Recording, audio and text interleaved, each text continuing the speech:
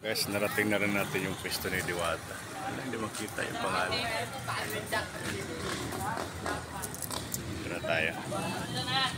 Narating na rin natin yung kanyang tindahan. Marami pa rin naman tao. Alam, mga motor na nakaparada rito.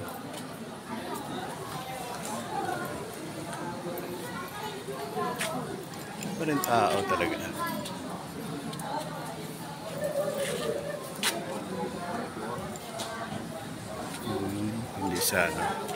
Hindi siya katulad sa Pasay talaga na pero okay ng pwesto, safety talaga siya.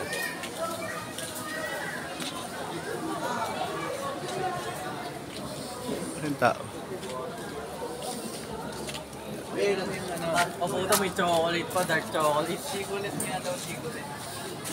Ayan, yung mga tindahan pa rin dito So, okay na to guys. At least napasok na natin din yung parisan ni Diwata. Yung bagong parisan.